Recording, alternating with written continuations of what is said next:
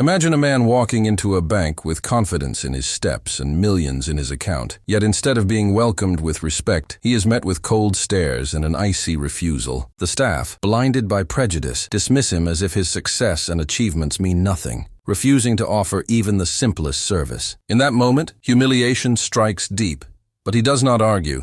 He does not raise his voice. He simply walks away with a silent fire burning inside him. What the employees could never imagine is that this man is no ordinary customer. He is a powerful CEO with resources, vision, and the ability to turn rejection into the greatest revenge. While they mock him today, tomorrow he will return not as a client, but as the new owner of the very bank that tried to deny him, a shocking twist that changes everything. A black CEO steps into his local bank. His presence alone a symbol of hard work, vision, and success earned through years of relentless struggle. Every step he takes carries the weight of an empire he built from the ground up, a journey filled with obstacles that he turned into stepping stones. He isn't just another customer waiting to be served. He is a man who transformed dreams into reality, a leader who commands respect wherever he goes. Yet the moment he walks through the glass doors, the air shifts, not with admiration, but with doubt, not with courtesy, but with suspicion. The sharp suits, the polished shoes, the quiet confidence, none of it matters to the staff behind the counter who see only the color of his skin. They fail to recognize the power standing before them, and in their blind judgment, they set into motion a story of revenge, injustice, and a shocking twist they will never forget. He steps forward with quiet confidence, his documents ready, his request simple. Yet the moment he opens his mouth, the atmosphere shifts again, as though the weight of centuries of bias has followed him through the glass doors. The teller glances at him quickly, then again, her eyes narrowing not at the papers in his hand, but at the man who holds them, as if questioning how someone like him could possibly belong in a place like this. Another employee walks by, casting the same doubtful look, whispers exchanged with a smirk that cuts deeper than any spoken word. He clears his throat politely, stating his purpose, asking for assistance like any other customer would, his voice calm, steady, carrying no trace of the struggle behind his success, only professionalism and dignity. But instead of moving to help him, the teller stiffens and shakes her head. Her words are simple, yet cruel enough to echo in his chest. "We can't serve you." At first it feels unreal, as if he misheard, as if there must be some mistake. Yet the coldness in her eyes confirms every suspicion. This is not about policy. This is not about paperwork. This is about prejudice disguised as procedure. He feels a sharp sting in his chest, humiliation clawing at him like an uninvited shadow, not because he doubts his worth, but because in that instant his years of sacrifice, his sleepless nights, his victories against every odd, are dismissed as nothing more than an illusion. Around him a few customers glance over, curious, some with pity, some with silent agreement, but none with courage to intervene. He realizes then that this is not just a refusal of service, it is an insult aimed at everything he represents, a reminder that in their eyes success has limits when painted in his skin. For a brief second, his hands tighten around the papers, his jaw stiffens, anger flickers like fire ready to rise. But instead of unleashing it, he steadies himself, forcing the flame to burn inward, not outward. With a faint smile that hides the storm brewing within, he thanks them quietly, his voice low but firm, then gathers his documents and turns away. The staff exchange glances, almost relieved, mistaking his silence for defeat, never realizing that their dismissal has planted the seed of something far greater than outrage. As he pushes the heavy doors open and steps back into the world outside, the humiliation does not break him, it fuels him. What they see as weakness is the birth of a plan, a silent vow taking shape in his mind, one that promises he will not return as the man they rejected, but as the force they will never see coming. And in that promise lies the beginning of a revenge so powerful, it will not need raised voices or angry words. Only undeniable success that will turn their refusal into their greatest regret. He walks out of the bank without a single word, his face calm, his steps steady. But inside his heart pounds with the weight of humiliation and anger that cuts deeper than any blade. The sun outside feels harsher, the air heavier, as if the entire world is silently mocking the injustice he just faced. To the people inside that building, it was just another dismissal, just another refusal. But to him it was a scar carved into his pride, a reminder that no matter how far he had risen, there were still those who would never look past the color of his skin. He breathes deeply, holding the storm within, refusing to let it spill out in front of strangers, because he knows his silence is more dangerous than any outburst. Every step he takes away from the glass doors is not a retreat, but a gathering of strength, each footfall echoing with an unspoken vow. He knows this was never about paperwork, never about procedure. It was a deliberate act of disrespect, an insult aimed not at his business but at his identity. And that truth burns brighter than the sun above him. His mind races with the memories of nights spent building his empire, of battles he fought against doubt, against poverty, against countless obstacles that tried to break him. And yet none of those trials felt as raw as this moment of rejection. But where others might crumble under such weight, he begins to build. A plan starts forming quietly, almost naturally, like a seed planted in fertile soil by the very hands that tried to bury him. Revenge, yes, but not the kind born of anger and chaos. Rather a revenge so refined and calculated that it would strike harder than any shouted protest. As he reaches his car, his grip tightens on the steering wheel, his jaw clenched, but his mind sharp, already weaving possibilities. He thinks not of confrontation but of control, not of shouting at tellers but of owning the ground they stand on. That insult has done more than wound his pride. It has awakened a vision of justice where power will be his weapon, and success his victory. The city around him bustles as always, people rushing, horns blaring, life moving. But to him, everything has narrowed into a single path, a single mission. He will not be remembered as the man they turned away at the counter. He will be remembered as the man who returned to claim what was once denied. That moment of silence inside the bank, when he swallowed his rage and chose dignity over reaction, becomes the foundation of something greater. For now he carries his wound like a hidden fire, but soon that fire will light the way to a twist so shocking that those who dismissed him will wish they had never spoken those words. Because the man they rejected is already planning his return, not as a customer, but as their master. Back in his office, the calm he showed at the bank fades into quiet determination, and the wound left by their refusal becomes the spark for his next move. He does not waste time drowning in anger or speaking of unfairness. Instead, he lets the insult fuel his vision. The walls around him, lined with awards and framed milestones, remind him of everything he has built and every barrier he has already broken, proof that no obstacle has ever been enough to hold him down. He sits at his desk, his fingers tapping steadily, then picks up the phone and begins a series of calls that carry more weight than any outburst ever could. Investors, partners, and advisors answer, each conversation flowing with precision, each detail carefully placed like pieces on a chessboard. He speaks with calm authority, sharing neither rage nor bitterness, only clear objectives and bold ambition. To the outside world, these calls may seem ordinary, but beneath the surface, a storm is being shaped in silence. He maps out strategies, studies numbers, scans reports, his mind sharper with every passing hour. There is no rush in his tone, no panic in his movements, only the confidence of a man who knows that the greatest revenge is not loud, but calculated. Behind closed doors, he sets deals in motion, deals that quietly shift the ground beneath the very bank that tried to deny him. Each signature on paper becomes a step closer to reclaiming his dignity, each agreement a brick in the fortress he is building around his legacy. He refuses to let the injustice fade into memory because he knows this is not just about him. It is about everyone who has ever been silenced, doubted, or dismissed because of who they are. His fight will not be waged with fists or words, but with ownership and control. As days turn into nights, his office lights glow long after the city outside falls asleep, evidence of a man turning pain into power. He does not announce his intentions. He does not share his plan with the world, because silence is his greatest weapon. What no one sees is the foundation of a move so powerful, it will transform the very stage of his humiliation into the scene of his triumph. The man they thought they could belittle has chosen patience over reaction, vision over fury, and when he returns, it will not be as a wounded customer, but as the force that commands the building they once denied him.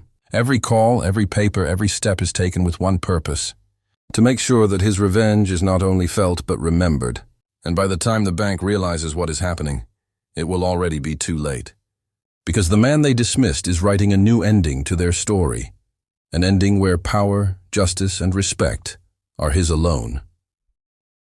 Weeks pass, and the silence he once carried has transformed into power hidden behind polished contracts and signed agreements, and now the moment has come to step back into the place where his dignity was denied.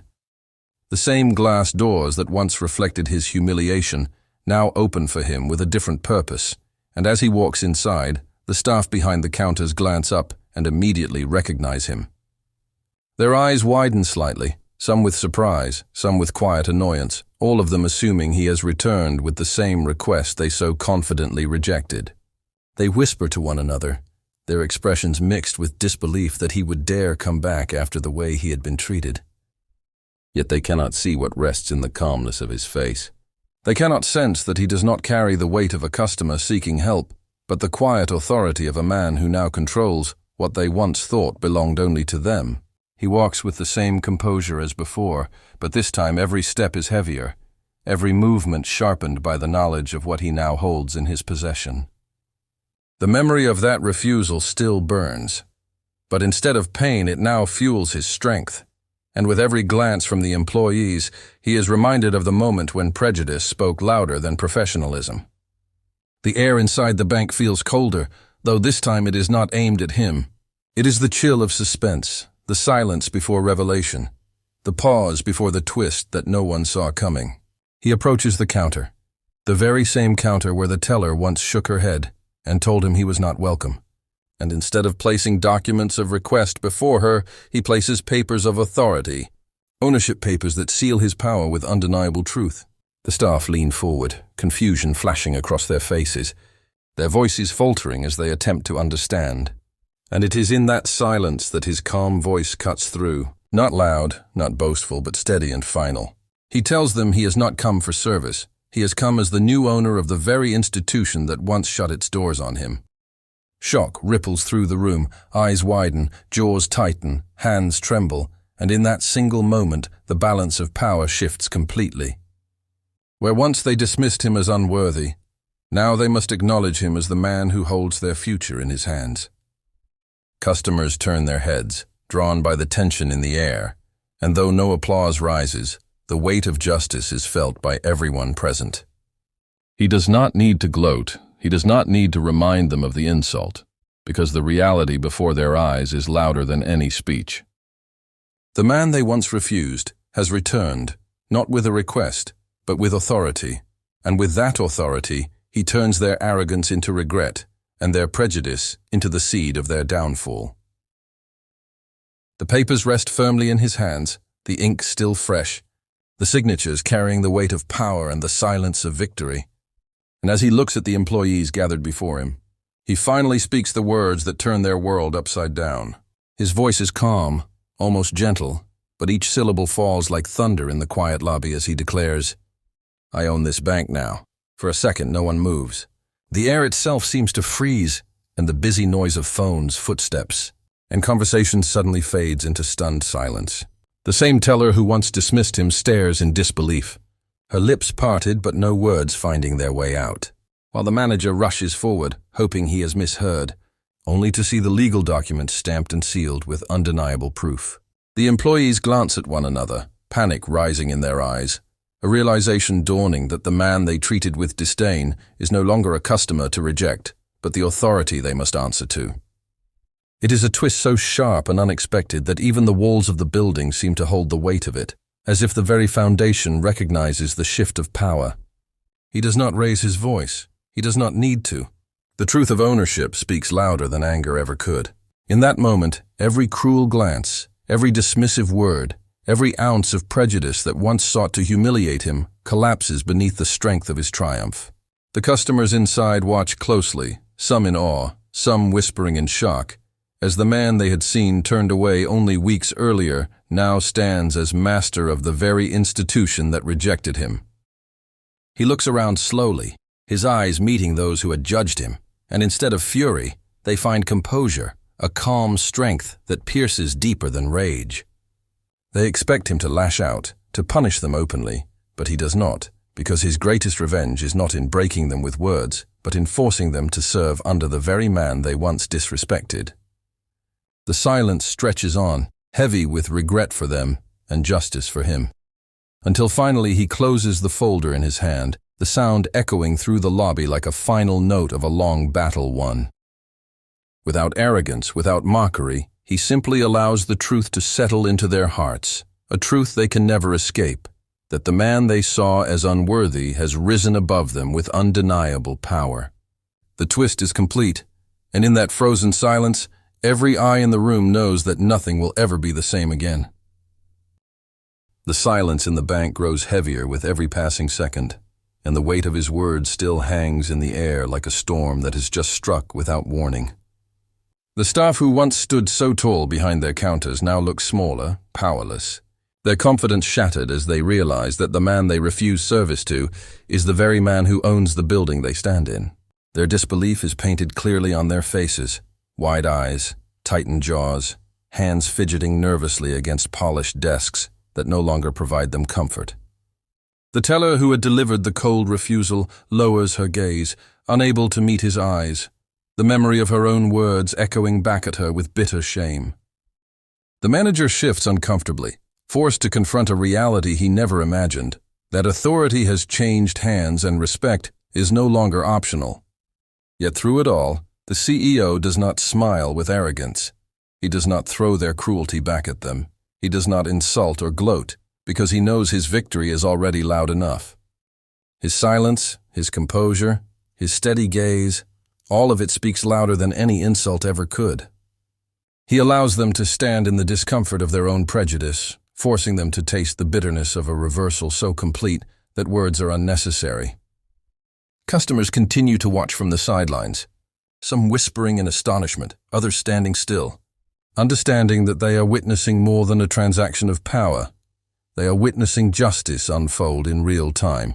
He takes a slow breath, surveying the very people who dismissed him, and the quiet authority in his presence tells them all that the tables have turned forever.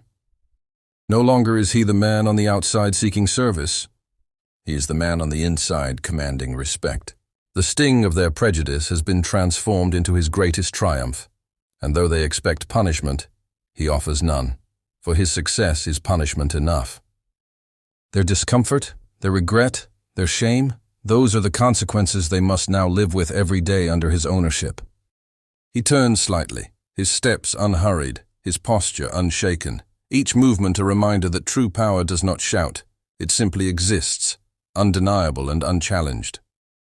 The walls that once echoed with his rejection now echo with his authority, and the very floor beneath their feet feels different because they know it belongs to him. By saying nothing more, by refusing to lower himself to their level, he ensures that this moment will never be forgotten. The tables are not just turned, they are flipped completely, and the lesson carved into that silence will remain with them long after he leaves the room. A constant reminder that respect denied today can become submission demanded tomorrow.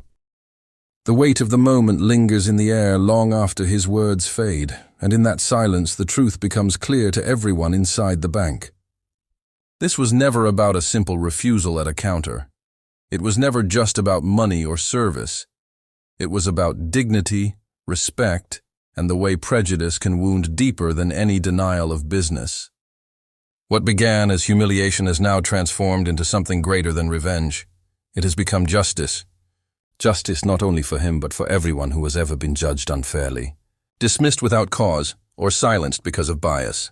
His calm victory reminds every witness that respect is not optional, it is a necessity, and when it is denied, the cost can be greater than anyone expects. The staff who once smirked now lower their heads, realizing that the very act meant to belittle him has instead elevated him to a position where their fate rests in his hands. Customers whisper quietly, some nodding in admiration, others carrying away a story they will repeat again and again, the story of how prejudice met its reckoning in the form of silent strength. He does not need to deliver speeches. He does not need to remind them of what they did, because the lesson is written in every nervous glance, every heavy breath, every regret etched across their faces. Success has become his shield, justice his sword, and his quiet triumph speaks louder than anger ever could. He walks through the lobby with measured steps, leaving behind an image that will never fade. The image of a man who turned injustice into opportunity and rejection into authority. The moment teaches a truth that cannot be ignored, that prejudice may wound in the moment. It may sting like fire, but success always rises higher, burning brighter than hate and standing taller than those who try to diminish it. For him, this is not about boasting.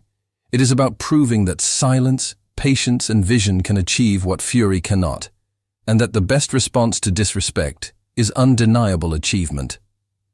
The bank now belongs to him, but more importantly, so does the narrative, a narrative that transforms him from a victim of injustice into a symbol of strength.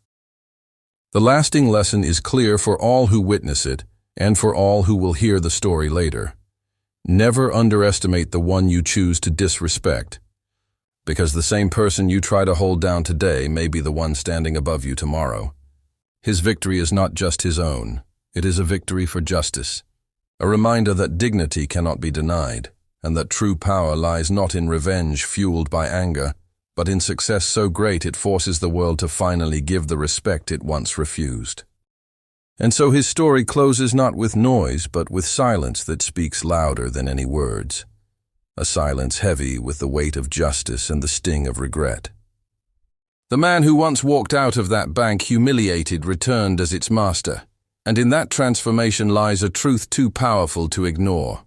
He proved that real power does not come from anger or loud defiance, but from patience, vision, and the ability to rise so high that the same world which tried to break you is forced to bow in respect.